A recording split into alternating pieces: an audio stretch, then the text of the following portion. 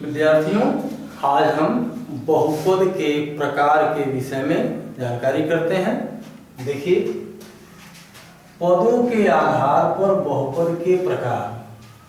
पदों के आधार पर बहुपद कितने प्रकार के होते हैं? देखिए, नंबर एक पदी बहुपद। जिस बहुपद में एक पद होता है उसे एक पदी बहुपद कहते हैं। इसका उदाहरण है, देखिए, केवल हमने लिखा है 5x, यह एक पदी बहुपद है। या केवल लिखते हैं 5, इसमें एक ही पद है, इसलिए क्या है? एक पदी बहुपद है। 3y लिख लीजिए, 3y में भी एक ही पद है, यह भी एक पदी बहुपद है। द्विपदी बहुपद किसे कहते हैं?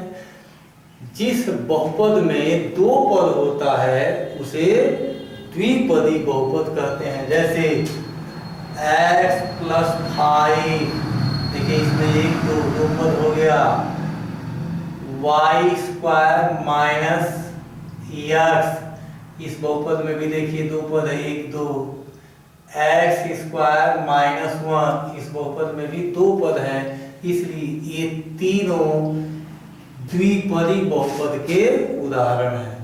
त्रिपदी बहुपद, जिस बहुपद में तीन पद होता है उसे त्रिपदी बहुपद कहते हैं। देखिए इसका उदाहरण x² + 5x + 6, 1 2 3, इस बहुपद में कितने पद हैं? तीन पद हैं, इसलिए यह त्रिपदी बहुपद है।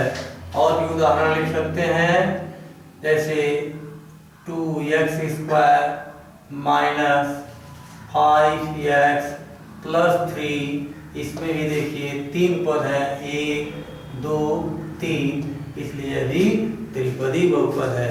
इसी प्रकार चारपदी बहुपद किसे कहते हैं? जिस बहुपद में चार पद होता है उसे चारपदी बहुपद कहते हैं। तो ये तो पदों के आधार पर बहुपद के प्रकार के विषय में जाने। आइए घात के आधार पर बहुपद के प्रकार जानते हैं। पहला है रैखिक बहुपद। जिस बहुपद में चर की घात 1 होता है उस बहुपद को रैखिक बहुपद कहते हैं। यानी एक घात की बहुपद को क्या कहते हैं? रैखिक बहुपद कहते हैं। इसका उदाहरण है x + 5। देखिए इस बहुपद में इस x का घात यहाँ कुछ नहीं लिखा है, एक माना जाता है, एक घात का बहुपद है, इसलिए यह रैखिक बहुपद है। द्विघात बहुपद, दो घात के बहुपद को द्विघात बहुपद कहते हैं। जैसे इसका उदाहरण है x² - 1। देखिए इस बहुपद में दो घात है, इसलिए यह द्विघात बहुपद है। अन्य उदाहरण में लिख सकते हैं x² + 5x + 6, इसमें भी देखिए इस बहुपद का घात 2 है, इसलिए यह भी द्विघात बहुपद है। त्रिघात बहुपद किसे कहते हैं? तीन घात के बहुपद को त्रिघात बहुपद कहते हैं। यानी जिस बहुपद में चर की घात 3 होता है उसे त्रिघात बहुपद कहते हैं। इसका उदाहरण x³ - 1, तीन घात चर का है, यह त्रिघात बहुपद है।